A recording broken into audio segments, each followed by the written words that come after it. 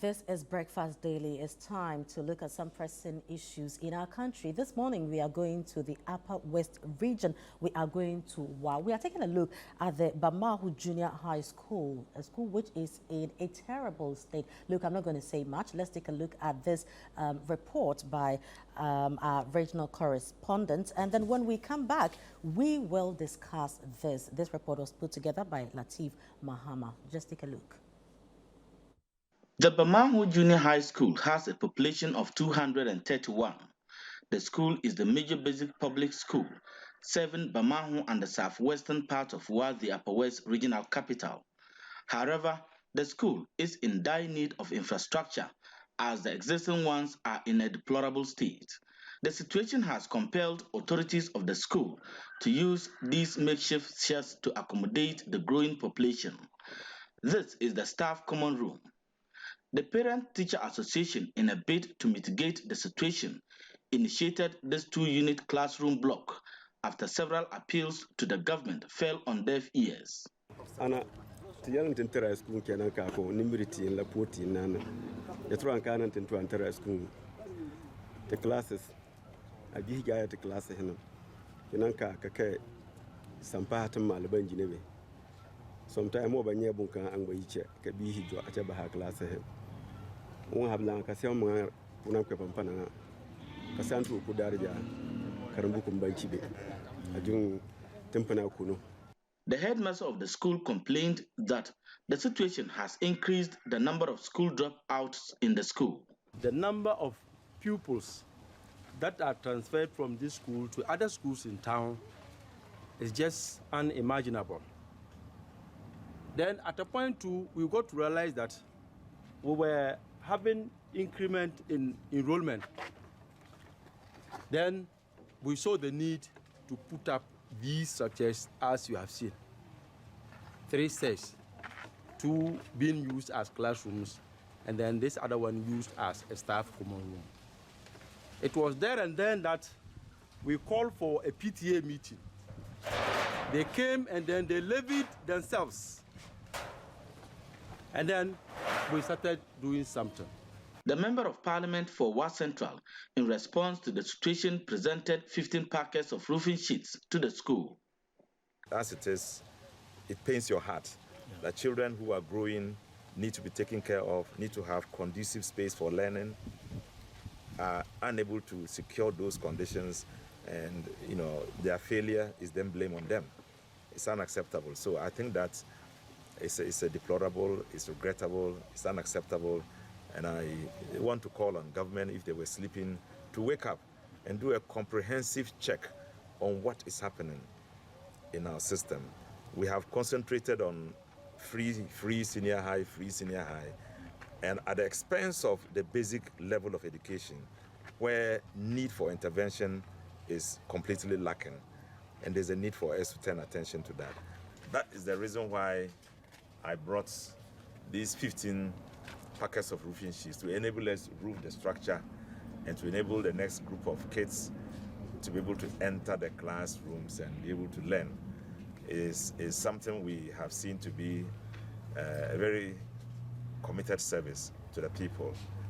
Bamahu JHS has been suffering a lot because of lack of classrooms. And an intervention by themselves, supported by me, enabled us to build this structure and then roof it only with wood. And there's a need for us to have, adequate roofing sheets to complete the work on it. They came in their numbers to plead with me and to ask for me to support them. I told them, well, this is not something you will have to be pleading or requesting with fear that I may not be willing to, because it's a commitment by myself, and especially it's my home. And so it's important that I should do something about it. Dr. Rashid Pelpo also visited the Wa Secondary Technical School, where he presented 58 chalk boxes to students, whose entire belongings got burnt in 3 separate fire incidents at the school. He also disbursed over 900,000 Ghana cedis to needy students within the Wa municipality before presenting medicine and other medical logistics to the Sombo Health Center as part of his efforts to enhance the living standards of residents within the Wa Central constituency. Education is unsupported, and young people are not supported in their education enterprise. The result is that it has a negative effect on society. Knowing this, I have made education one of my cardinal policy areas, so that as much as possible, I will invest in the education of my people. And so today, I'm going to present about 47 checks to individuals who apply to me for support. It is going to be added on to about 240,000 Ghana cedis are already spent in supporting the payment of fees of our young people who are seeking help.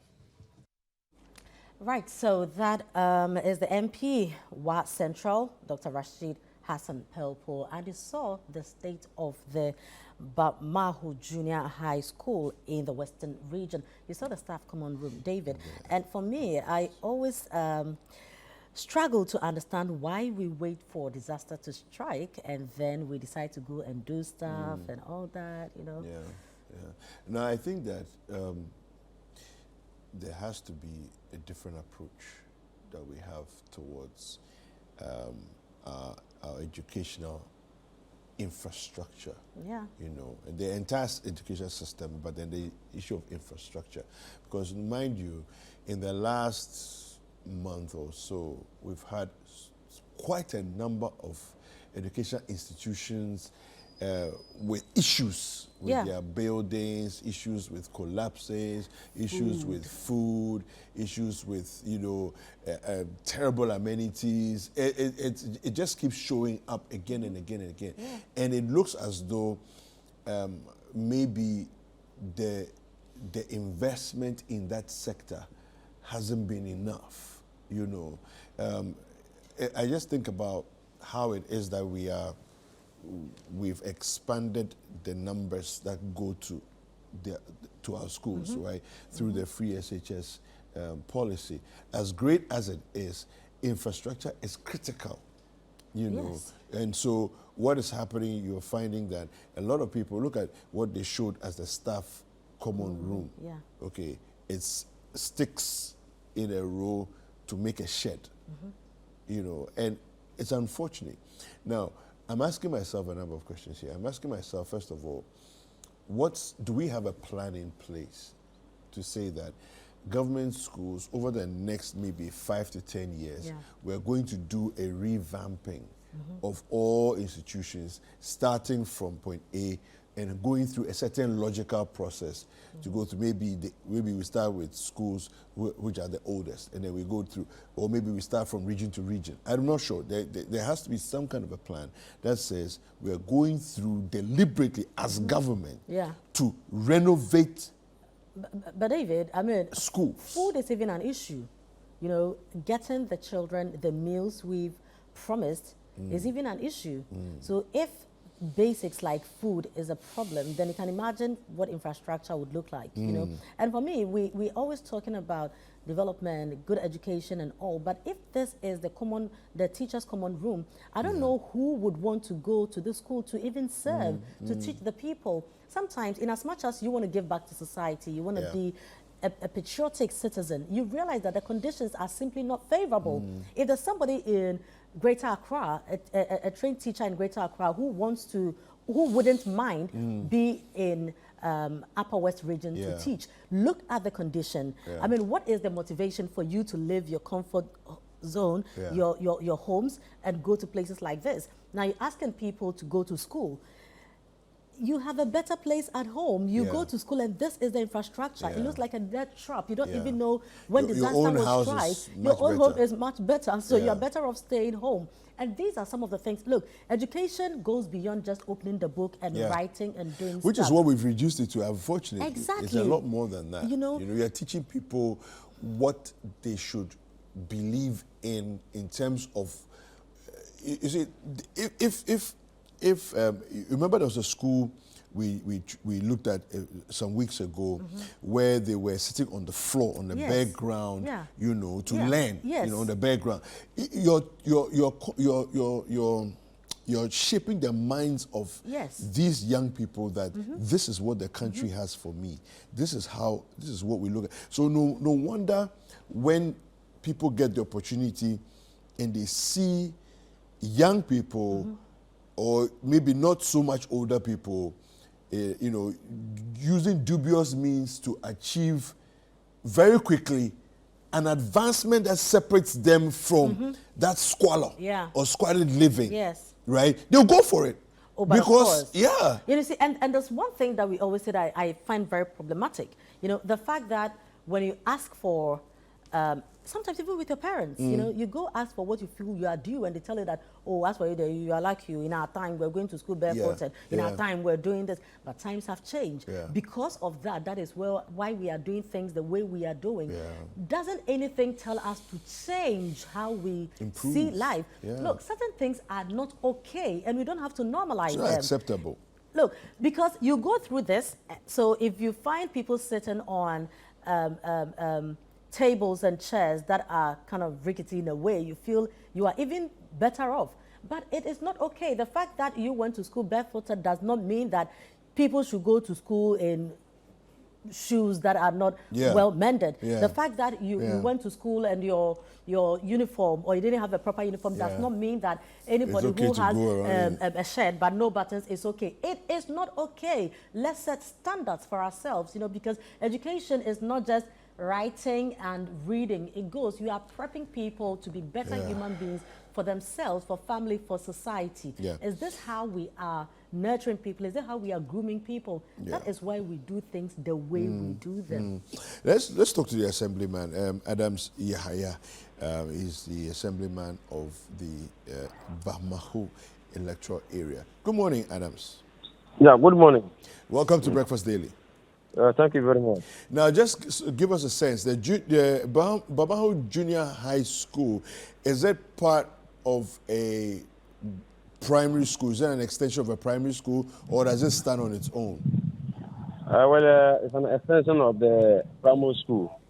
In fact, sorry, if you can speak up, you're very low. Yeah, in fact, we have the KG, the primary school, and the JSS. It's all together. They are not together. They are together. Oh, they are together. Okay. They are together at one place. Okay. And so, how long has this school been in existence? Do you know? That one I can't best tell. But the situation came up at I guess around 5-6 years ago due to increase in population or rapid growth in population. Okay. And what we as of now, we needed 2 streams because we have only 1 stream, but the population of the people, they are many. So one class, let's say about 80 to 100 students.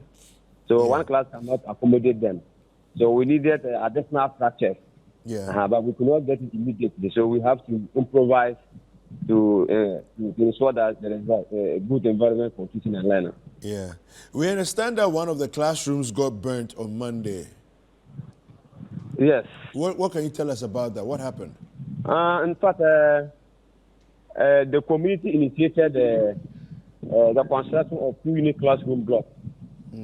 So we maybe all the parents, and they're able to pay the money, and we started the project. And then sometime along the line, the MP also came in to help. So we're able to build it. Now it was level roofing. So we organized ourselves, and they were able to get the wood. So the MP also came in again to help us with the thing. So that was the day that was roofing. They finished the roofing that day. That evening, I had information that fire got at one of the basic classrooms. In fact, when I got there the following morning, everything was gone, including the chairs and tables. Okay. Wow. And so, apart from the MP, is the assembly doing anything at all regarding the school? In fact, as I'm now, I cannot give you any concrete steps that has been taken as regards to fixing the problem forever and ever. Yeah. So what they've told us is that they're still working around the clock to get us a new structure. But we can also wait until we get it. Yeah. So that so the junior high, how many classrooms does the junior high have? At the moment, I have 3 classrooms. 3. Form 1, Form 2, and Form 3. But because of the numbers, each class needed 1 additional classroom. Yeah. So make it 2 streams, so that Form 1A and B, Form 2A and B, and then Form 3A and B. Yeah. But we don't have the structure. Yeah. And so the structure that is being put up now, is that what you're hoping to complete, and then that becomes the extra space, exactly, so they can have the extra streams? Okay. Yes. Okay. Okay. So you are able to complete these 2 to help us. Okay. But if that is complete, would that be adequate in terms of okay? So what? Give us a full picture of what is needed in the school. At least we needed another 3 classroom blocks with an office. Okay. Yes. But at the moment, 2 of the classes are outside. That's the message. Yeah. And then there are staff common room to the same thing. Yeah. So it means that if we get 3 additional classroom blocks, each class will have 2 classes, and then we'll have a staff common room. Okay. All right. Well, we appreciate your time. I think that the challenge is real. We hope that people are watching, and government is definitely watching, and we'll get something done about this as soon as possible. We need a resolution to this. Thank you very much for speaking to us. Thank you for the opportunity. Yeah, we've been speaking with Adams Yahaya, who is the assemblyman for the Bamahu electoral area. Fema, yeah, the problem is real. So I think that it's important for us to be deliberate, about, first of all, I think the maintenance culture is one problem, but also now forecasting and planning and saying that, because you said a few years ago, this problem came about because of the growth, more people are going to school. What are we doing in terms of forecasting? What are we doing? Because we know that roughly, give or take a couple of years, every 25 years, the entire Ghanaian population doubles. Of course.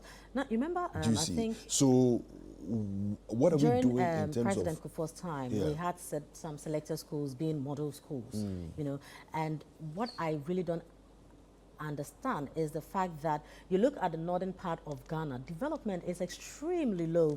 And it's very slow as well. Yes, and so you would think that when it comes to issues like education with health, we will be deliberate, to have like model schools in some of these areas. Because don't forget that these Bamahu Junior High School students are going to write the same BEC as those in Accra, those in Takrady, those in Kumasi, Are we being fair to these people? The answer is no. How are teachers even preparing themselves, to make sure they impart knowledge into these children? And if you're learning in this environment, I mean, what really is going inside and what are we also putting in them? I'm very particular about this because we cannot just limit education to writing stuff and reading. That is not education. Your environment, you understand, the exposure. What are we really putting in these people? So if you train a child in this kind of environment and you bring them to Accra to come and lead who? Do you know? And what are we really putting in them? And we shouldn't lose sight of the fact that these early stages is what makes a person. Do you know? It is. You're forming your habits. You are. I mean, your mentality is developing and all that. And we cannot let children accept that it is okay to sit on the floor to write. It is okay to sit in the dust to eat. It is not okay. No, it's not. It shouldn't be so. And so we don't have to put it in their mind so that, look, if you give them a kitchen stool, they feel that you really done them a certain great deal of favor. It is not okay. No. Because I think that we should actually even organize excursions for these children to come visit schools in Accra. They should see You know, they should know what other what children. else is there. If you have children who are also preparing themselves for BECE and they are in their parents' cars, being, driven on good roads, you know, go to schools. Some schools, private schools have ACs in their class, they have funds in their class. Yeah. We are not saying that everybody can afford that and everybody should be given that. But if you realize that this is what some children are being exposed to, I think the government needs to up its game, you know, so that you probably cannot match up, but you can give them the basic needs, i.e. give them proper desks, give them proper chairs, you know, give them the one-pot meal a day. These are basic things. I went to an international primary school recently, and I was, I didn't know. Yeah. Pardon my ignorance. I actually it's didn't all right. know. But when I got there, hey, ACO. Yeah. I was like, wow. Yes. This is what some people are enjoying. This is how some people are studying. It's like we are studying. Yes. We're in the science lab, ACs. Yeah. I was like, wow. You get some certain schools and you said, have... you are competing with... basketball courts. Yeah. And these are state-of-the-art basketball courts. Football pitches, in fact, swimming pools. You know, we are not saying that government should do these in all the schools, but what we are saying is, if certain children are being exposed to this, you know, we can also do well for the children in public schools by giving them the basics. You know, if somebody during break time can afford to go and swim, is playing football, the least you can do for children in Bamahu is to give them a proper school block, give them proper desk, give them proper chairs. You're not saying that give them basketball courts and you know, a buffet during lunchtime and all. That's not what we are saying. But the gap is too wide. It's too wide. And I don't think government has done enough, and government hasn't done as well as government could have done. And so you have children like this coming up. There's no confidence. Inferiority complex, because they see their mates in other areas and they can't even speak up. They can't even show their faces because they are embarrassed themselves, you know.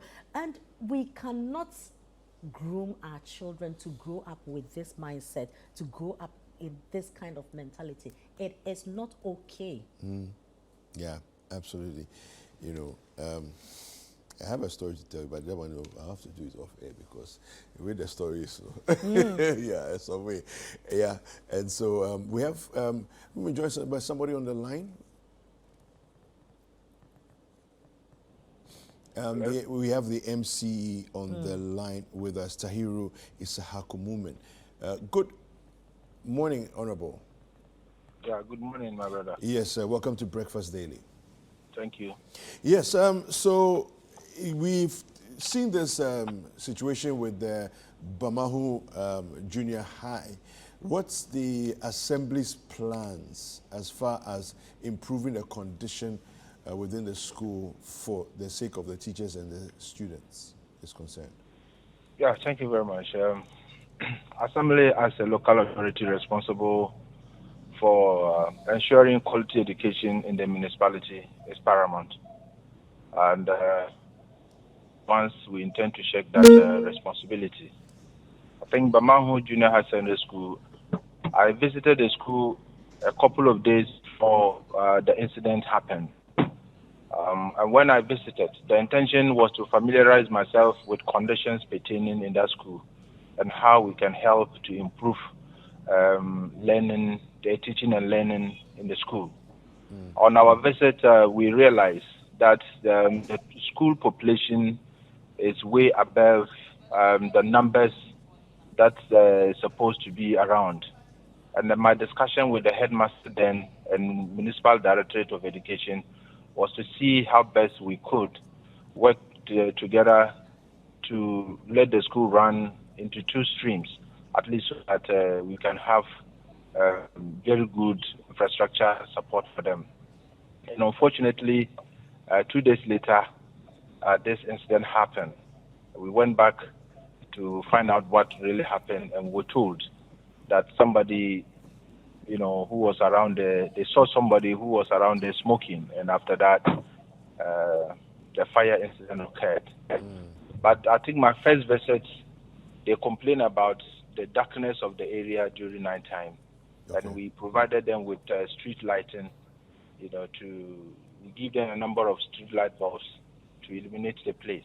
To ward off people of deviant behavior who come at certain times of the night to perpetrate crimes or impose danger to people who pass by. Not quite long, and this issue also came up. You see, the nature of Bamahu is such that it's very close to Wa. There's a very close proximity between Bamahu and Wa. Initially, the school was meant for Bamahu people, which is a very sizable community. But because of people moving in to settle around the area, the numbers in the school keep increasing. And because of interventions by the government and the municipal assembly, performance of that school has changed, and it is now encouraging, and that attracts a lot of people moving in there. So infrastructure around is no longer adequate enough to accommodate, the numbers trooping in terms of people. Yeah, that is actually what caused the congestion in the place. So then, I think my question would be, from what you're saying, my question would be that we've watched the population grow. Should we not have anticipated that a day will come like this, and that we need to have taken steps earlier to make sure that we expand facilities? Because from my understanding, it's a school that serves the entire community and an extended electoral area as well. Yeah, that is what I am saying. There are other adjoining settlements by Bamahu, and we took a move to establish school in one of the communities, that is Kompala. Okay. Because my last visit to Kompala community, I was told that people move from that community to Bamahu school, but those numbers are higher. So our expectation is that we will be able to get them a school, especially primary school, to reduce the numbers that move into Bamahu primary.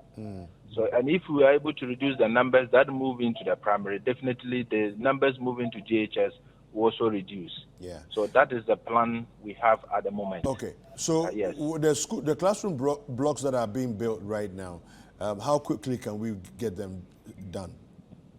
Well, I think give ourselves a week or two, those classroom blocks will be ready. Because as we speak now, we have placed order for a number of dual decks to be constructed for them. Okay. And the school block 2 is roofed, now left with plastering, maybe putting doors. And that is not much to be done at the moment. Okay. Yes. Okay. So already something was going on, at least to reduce the congestion situation before this incident happened. Okay. I see. Yeah. So it means already plans were far advanced to support the school before the incident. Now, Honorable, per your briefing and visits to these schools, how would you, assess the level of education in terms of infrastructure in general? You mean in one municipality or Bamahu? In one municipality. Well, the level of infrastructure in the municipality is encouraging, because Bamahu happens to be among one of the few schools without adequate infrastructure. And you see now, because of the interventions we put in place in the municipality, the public schools are performing better, and they are competing. They have even competed out many of the private schools in the municipality. That's great. That's great. Yes, Honorable, share some of these interventions with us.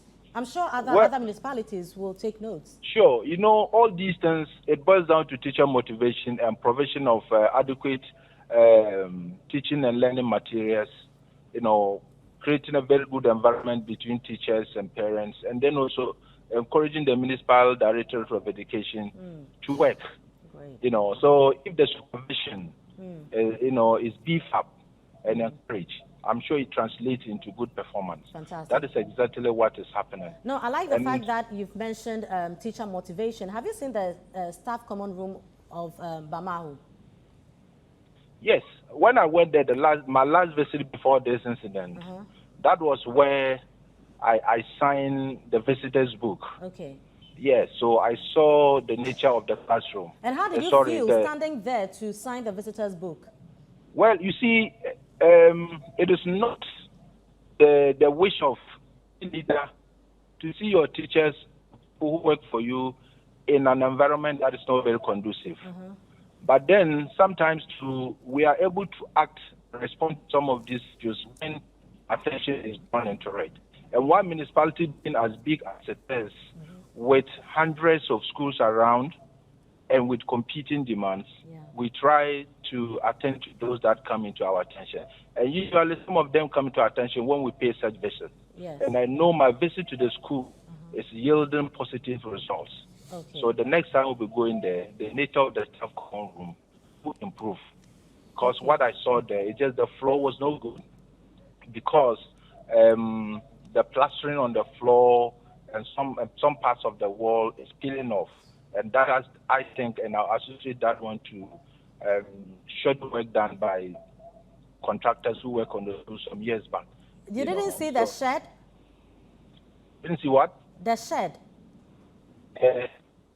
Yeah, the staff common room there was actually a shed. No, the shed is not a staff common room. Okay. What is it? The classroom block, there is a staff common room attached to the classroom block.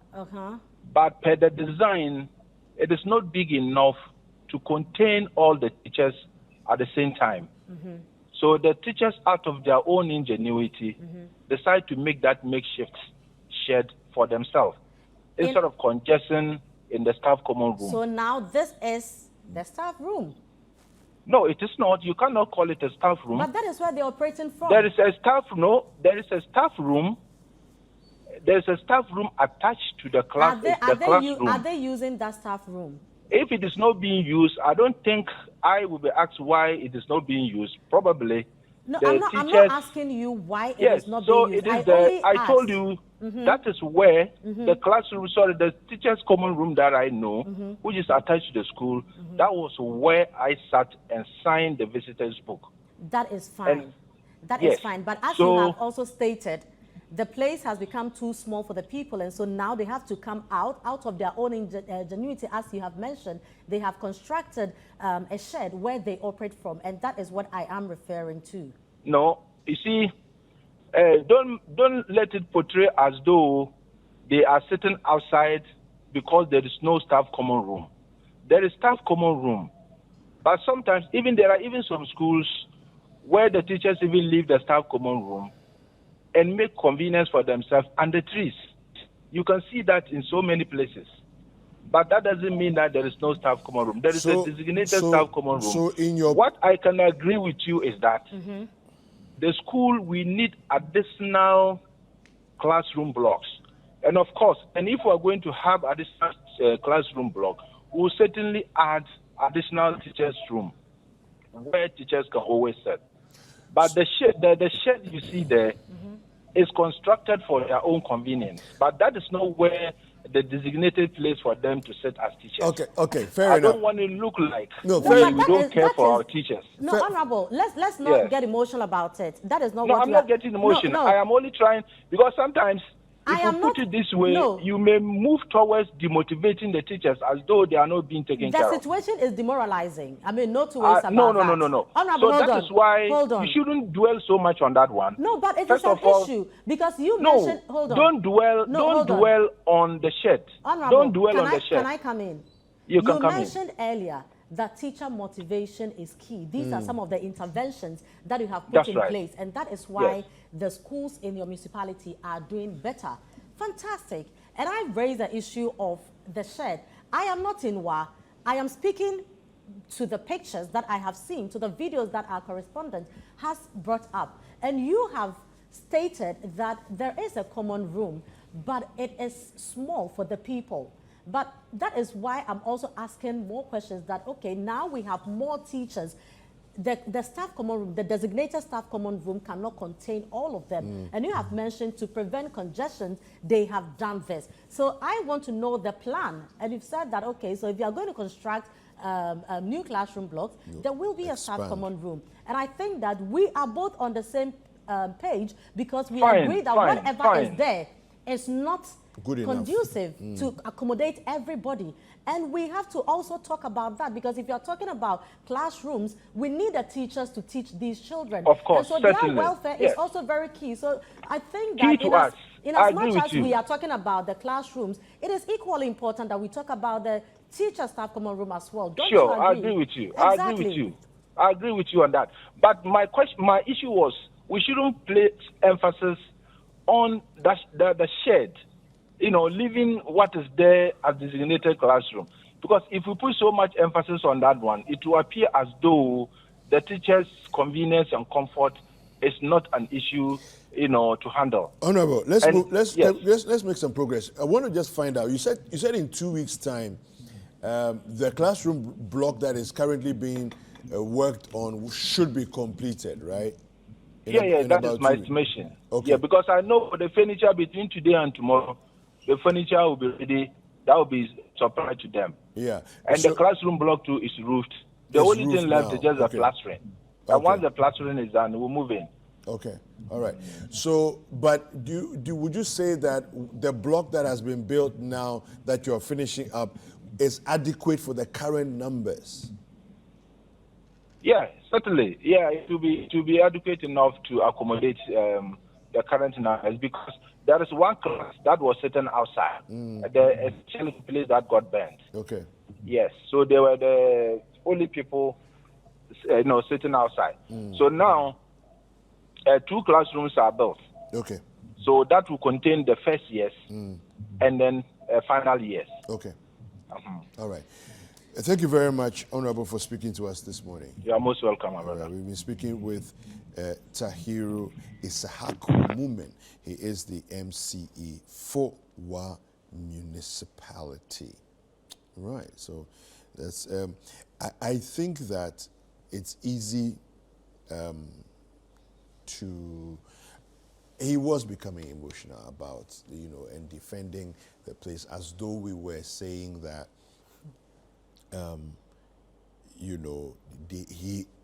He hadn't done enough work. It was like we're exposing that maybe he hadn't done enough work. But the reality is that teachers, there's no reason under the sun why teachers in 2023 should even make their own makeshift facility to accommodate them. Not in 2023, not in Ghana.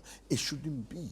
Because if it is, then there's a general problem with the way we are going.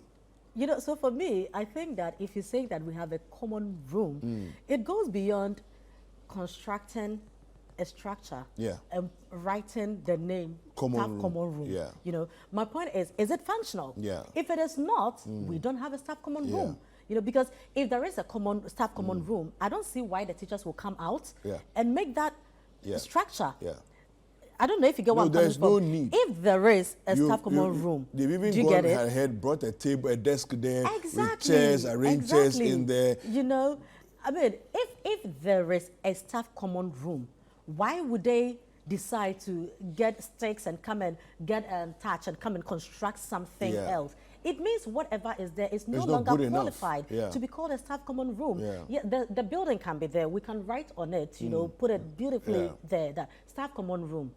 But are we using it? So, for instance, if there's a washroom, but the WC has broken down, yes, it is still there that this was the designated washroom. But it's do no we have longer a washroom? functioning as such. Exactly. So if the people have come outside, the teachers are sitting outside, and we saw it, photo no lie. We saw their table, we saw their chairs, meaning that this is where we operate from. We don't have a staff common room. So I think that in as much as we are talking about getting classroom blocks for the children and all that, it is also very key that we it's critical. come clean and say that this is it. This is the staff room. And this one that we're looking at. Exactly. That's the staff common room. Unless, of course, we are talking about 2 different communities. No. The report said this is the staff common room, as you can see. Because if the initial common room was constructed to accommodate, let's say, 10 people, and now we have 25 people, we do not have a common room because what the common room in there is not functional. It can't contain everybody. And I think that Honorable mentioned it himself, that it has become too small. To in order to avoid congestion, they had to move out. Yeah, but even even in addition to that, he said it had become too small, and then that the plastering on the floor was worn, and so it was dusty. It was like the whole floor was dusty, which means that it's like we might as well be outside. Exactly. you know. And I think that some of these things, when we raise it, like you mentioned, we don't need to really get emotional. We don't have to like.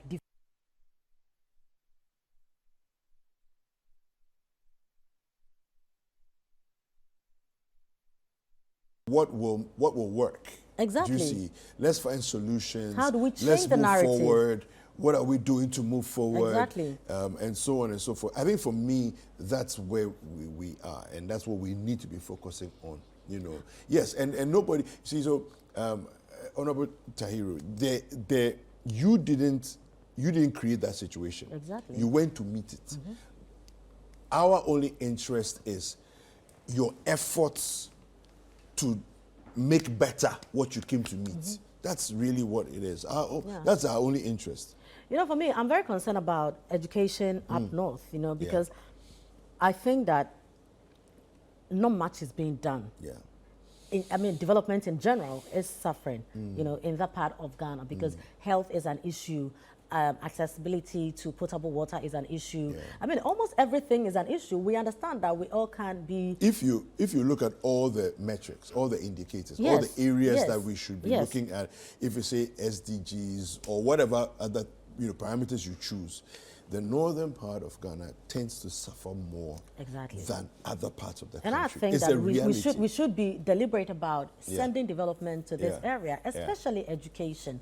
Because this is how you are grooming. We always say that, they are the future leaders, they are this. But is this how you are training your future leaders? So what do you think the future will hold for these people and the country at large? Because if they feel that it's okay to sit in areas like this, they saw their teachers sit in common rooms like this, so to them, this is life. It's normal. But this is not life. We don't have to let people accept that this is okay and this is the way of doing things. No, because it will come back in the end and bite all of us.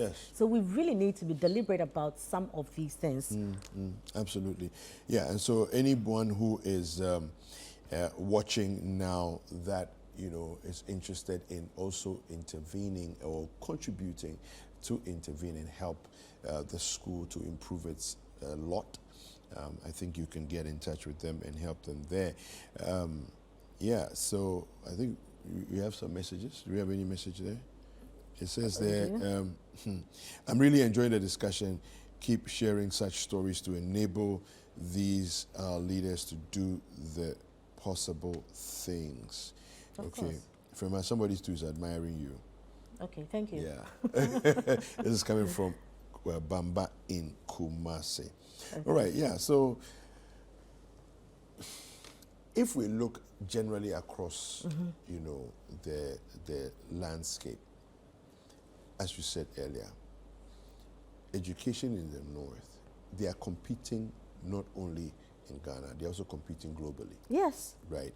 So there's one thing that we've always said here, and it's something that Samens talks about all the time, that anytime you're watching a report and you hear ordinary citizens speaking from different parts of Ghana, right, those who speak from the northern parts of Ghana, they typically are more eloquent and speak better English than most other parts of the country, right? However, the normalization of certain conditions, it's a problem. Look, David. We mustn't normalize certain problems. Why I am very particular about development and education in particular up north is all the issues that come from there, okay? Now, if people are well educated, if we change the environment, the perception of the people, that most of these disputes that we record will minimize. Also reduce, you understand? To a very large extent, look, people are there, people are angry, people are exposed to poverty. So the least thing, people upset. Are upset, because you're already upset. You go to school, the sun is extremely scorchy in that part of the world, in part of Ghana. So you're already upset in a way. You go to school, you don't even have a table to sit on. Look, you're a teacher, you go there, this is the kind of environment you go and meet. You come home, the least thing triggers something in you because you are naturally angry. Yeah. Okay. Those of us at the southern parts, you probably would think that, okay, there are challenges and all that. But look, you step out, you go out there, access to transportation is a bit easy. Yeah. Access to health is easier. Even the public schools that we have here. Look at even where we sit right now, in Tesano, right? Think of the number of clinics that are close to us. Do you get it? Within a kilometer of this location, there are, I can think of, off the top of my head, I can already picture 4 or 5 clinics that are around us. Someone might probably say that Tesano is a very high-end area. Yeah. But let's look at even areas in Accra that, look, a place like Kaswa is very populated because it's one of the fastest growing communities in West Africa, you know. But look at access to basic stuff for, I mean, life needs, you know. You walk a certain distance, you can easily get a vehicle, you can get trotro if you're going to Accra, you know. This is not a story. You saw what we saw, the Bimbala issue and how people even get transportation to travel, you know. So the thing is, if we have basic needs, it will ease the pressure on these people to a certain extent. Look, you live in areas like this and sometimes people talk about difficulties, accommodation issues and all. Yes, but you realize that if you are in Accra and you say you are in a deprived community or deprived area in Accra, it's not as somebody in Bamahu. Do you get it? At least your child goes to a certain school that, okay, they probably might not be getting their afternoon lunch. They don't have, the tables are in a certain way. But they have tables. But they have tables. Maybe they are broken. Maybe we have 4 people sitting on the desk. But they are not sitting on the background to eat. This is what we are talking about, you know. Give them basic. We are not telling you to be extravagant. We are not telling you to be luxurious in what you are giving them. But basic as basic, chair and table kind of basic is what we are talking about. Give them, if it's raining, where would the teachers be? Yeah, because this common room will not stop anybody from the rain. So it means the moment it gets cloudy, school is done. Very soon we'll be in the rainy season. Does that mean that for a week people won't be going to school? What are we really doing and how are we preparing these children, you know, for life? That is what I'm concerned about. So we can have a very, a child, a student in Accra, in Kumasi, who is a bit dumb, you know, but education goes beyond just the academic things they are doing. Environment is telling them something. At least they know that we have a dustbin here. So when you have rubbish, you don't put it on the floor, you put it in the dustbin.